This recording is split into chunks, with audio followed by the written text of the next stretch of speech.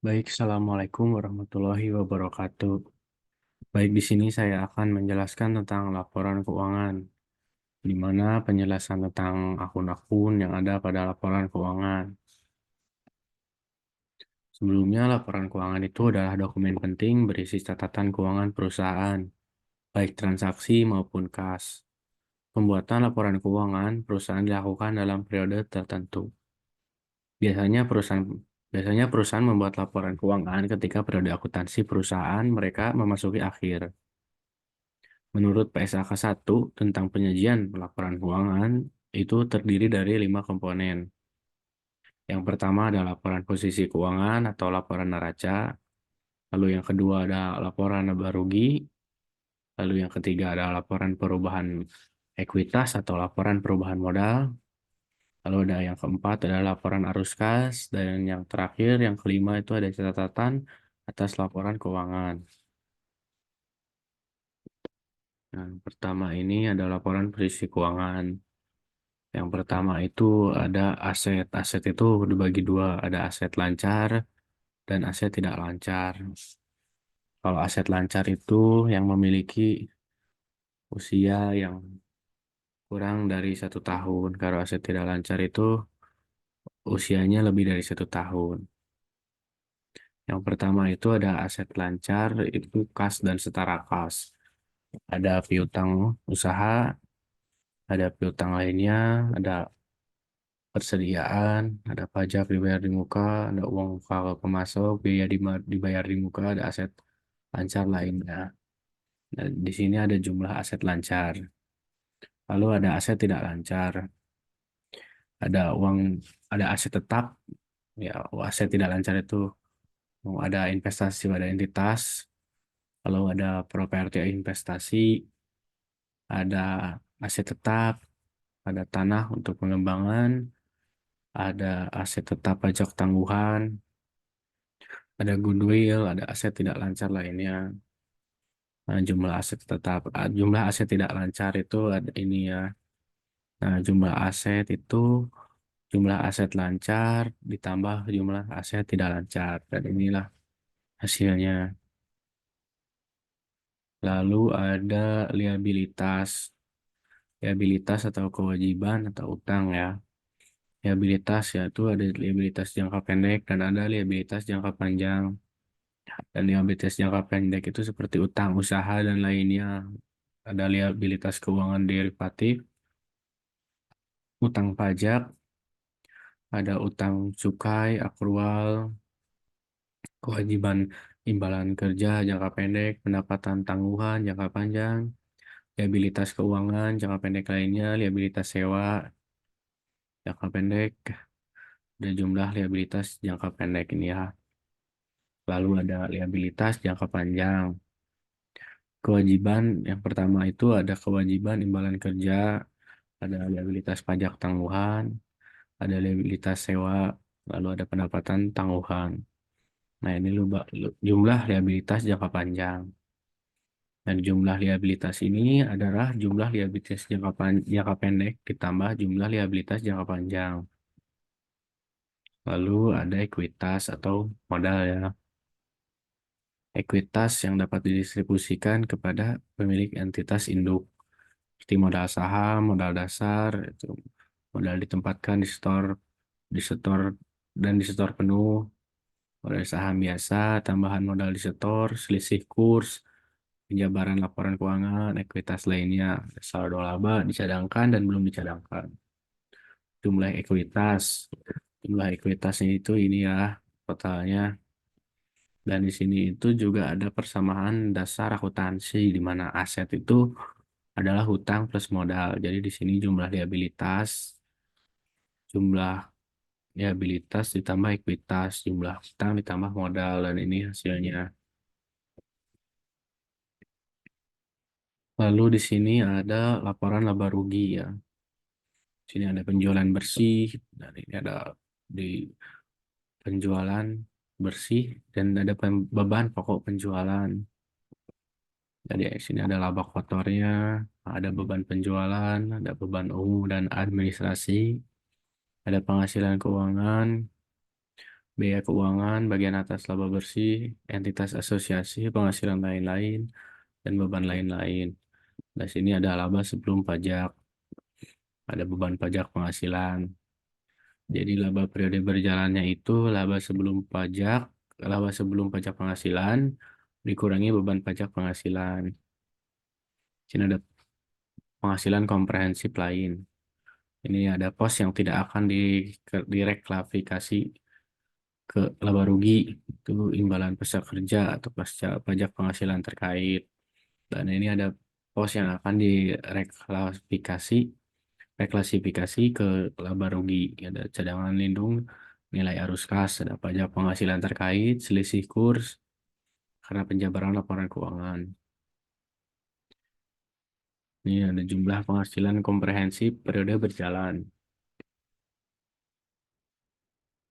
Lalu ada laba periode berjalan yang didistribusikan kepada pemilik entitas induk, kepentingan non pengendali, ada jumlah komprehensif yang didistribusikan pada entitas induk, kepentingan non pengendali. Lalu ada laba per saham dan di kelusian. Nah, di sini ada laporan perubahan ekuitas ya. Seperti ini contohnya pada saldo 1 Januari. Ini ada catatan, ada modal saham, ada tambahan modal disetor, ada saldo laba belum dicadangkan, ada saldo laba dicadangkan, ada selisih kurs karena penjabaran laporan keuangan, ada ekuitas lainnya. Nah, ini ada jumlah ekuitas. Seperti pada saldo tanggal 1 Januari 2022 ini, pada pada 29 ini ya, itu laba periode berjalan.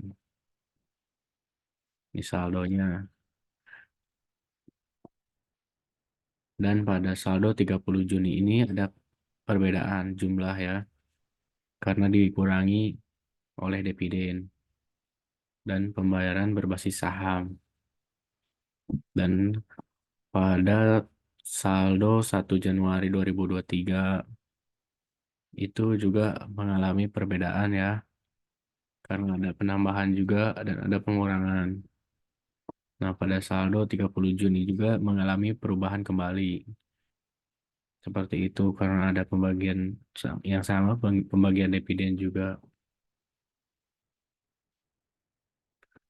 Lalu ini laporan arus kas. Arus kas dari aktivitas operasi. Aktivitas operasi itu seperti penerimaan kas dari pelanggan, pembayaran pembayaran kas kepada pemasok, pembayaran kas kepada karyawan, pembayaran pajak penghasilan dan badan dan pajak lainnya, lalu penerimaan dari tagihan pajak penghasilan, lalu pembayaran bea cukai, biaya keuangan, penghasilan keuangan, dan aktivitas operasi lainnya. Arus kas bersih yang diperoleh dari atau digunakan untuk aktivitas operasinya ini. Lalu ada arus kas dari aktivasi investasi ya. Lalu ada arus kas bersih yang diperoleh dari aktivitas investasi. Lalu ada arus kas dari aktivitas pendanaan, arus kas bersih yang digunakan untuk aktivitas pendanaannya ini. Lalu ada penurunan kas dan setara kas.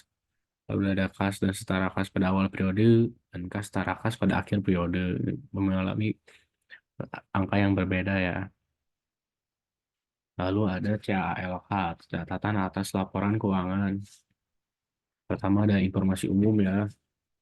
Informasi umum ini menyatakan seperti ini, PT Hanjaya Mandala Sempurna Tbk ini didirikan di Indonesia pada tanggal 19 Oktober 1963. Lalu ada informasi umum seperti ini komisarisnya, presiden komisaris, wakil presiden komisaris, ada komisaris independen, ada dewan direksi, komite audit, itu ada ini juga.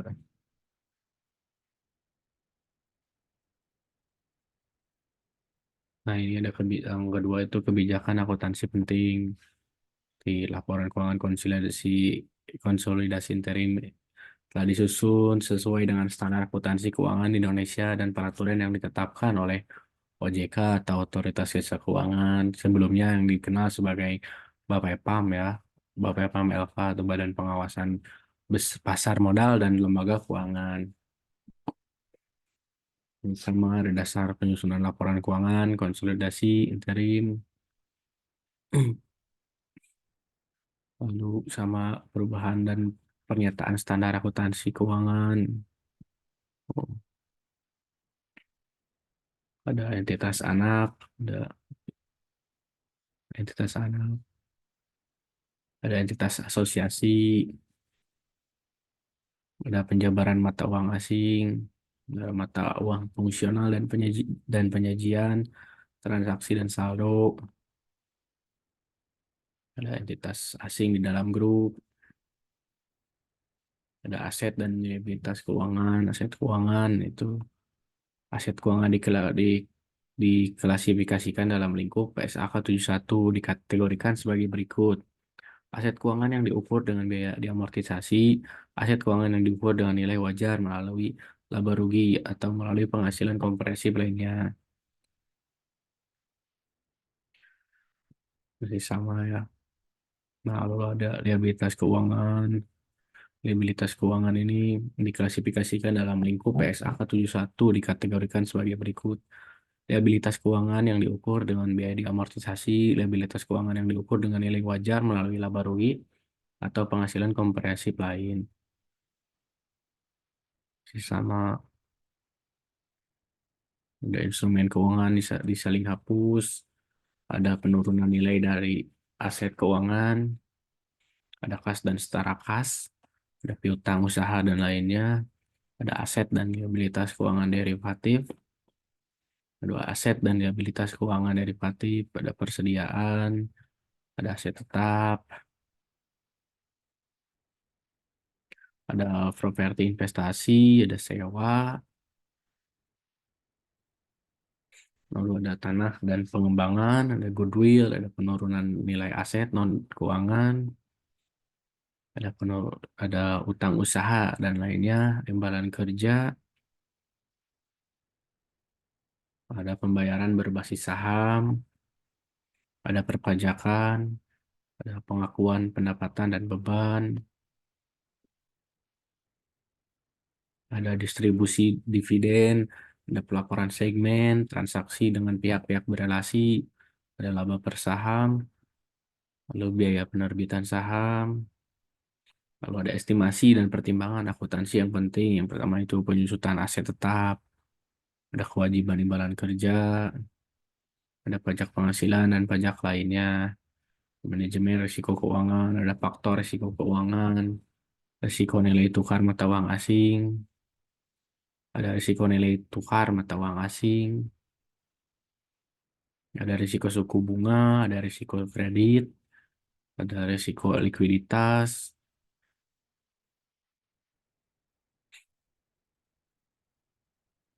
ada instrumen keuangan disaling hapus, ada pengolahan modal, kas dan setara kas, ada kas di bank, ada deposito berjangka, ada piutang usaha itu dari pihak ketiga dikurangi provisi penurunan nilai piutang usaha. Dari pihak ketiga dikurangi bersih, pihak dikurangi pihak berelasi. Dan jumlah ini adalah analisis umur piutang. Bulan jatuh temponya itu pada 1 sampai 30 hari, ada 30 hari sampai 60 hari, ada 61 hari sampai 90 hari. Dan ini lebih besar dari 90 hari. Dikurangi ini jumlahnya dikurangi provisi penurunan nilai piutang usaha. Dan ini bersihnya itu segini ya dari analisis umur piutang usaha. Lalu ada persediaan barang jadi, barang dalam proses, bahan baku, pita cukai, suku cadang, dan lain-lain. Persediaan dalam perjalanan, ada barang dagang, dan ini jumlahnya. Ini dikurangi sama ya provisi persediaan usaha, persediaan usang dan tidak lancar. Lalu bersihnya segini, dikurangi juga tanah dan bangunan untuk dijual. Dan ini jumlah persediaan. Nah, ini saldo awal seperti ini ya. Ada penambahan provisi, ada penghapus bukuan, ada pembalikan, ada pembalik. Ini saldo akhir. Lalu ada biaya dibayar di muka. Ini biaya dibayar di muka itu ada iklan dan promosi, asuransi, sewa, perjalanan dinas, dan lain-lain. Lalu ada properti investasi, ada aset tetap, fix atau fix aset ya. Sini itu ada biaya perolehan seperti pemilik langsung itu ada tanah, bangunan, dan prasarana, mesin dan peralatan, perabot, peralatan kantor dan laboratorium, ada alat-alat, ada pengangkutan, aset tetap dalam pembangunan, bangunan dan prasarana, mesin dan peralatan, perabotan, peralatan kantor dan laboratorium, dan juga ada aset tak guna bangunan dari prasarana, ada alat-alat pengangkutan. Kalau ini jumlahnya, jumlah biaya perolehan. Nah, dari ini tuh ada juga akumulasi penyusutannya. Penyusutan bangunan dan prasarana, ada penyusutan mesin dan peralatan, ada penyusutan pencabut perabot, peralatan kantor dan laboratorium dan alat pengangkutan. Ini diakumulasi semuanya dan ini adalah nilai buku bersihnya.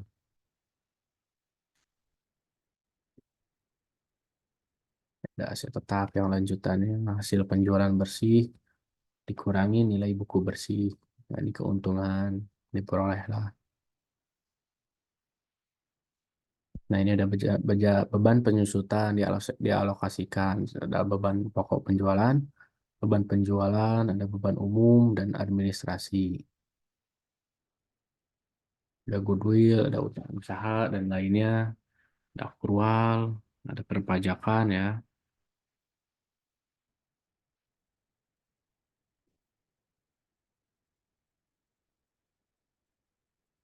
Perpajakan, ada utang cukai, ada liabilitas sewa, ada modal saham, ada tambahan modal di store,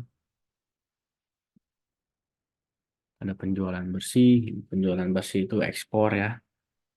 Ada ekspor, ada lokal. Kalau untuk lokalnya seperti sigaret kretek mesin, sigaret kretek tangan, sigaret putih mesin, sigaret putih tangan. Jumlahnya ini ada informasi segmen, beban berdasarkan sifat, dan penghasilan keuangan, dan kewajiban imbalan kerja, program pensiun, seperti itu, imbalan pasca kerja yang tidak dicakup oleh program pensiun,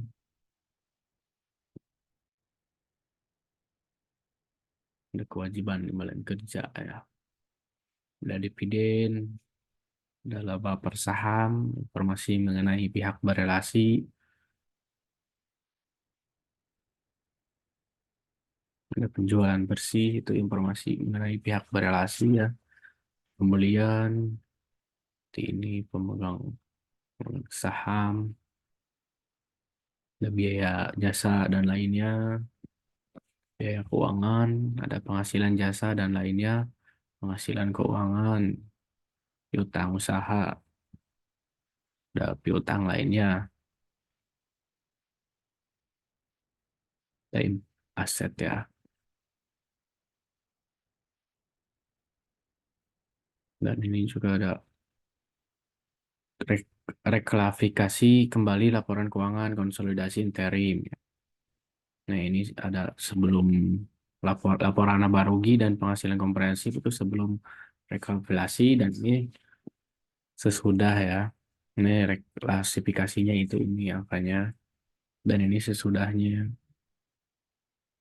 Ini masih sama ya, laba sebelum pajaknya, yang sebelum dan sesudahnya. Baik, sekian penjabaran dari saya. Mohon maaf bila ada kesalahan. Assalamualaikum warahmatullahi wabarakatuh.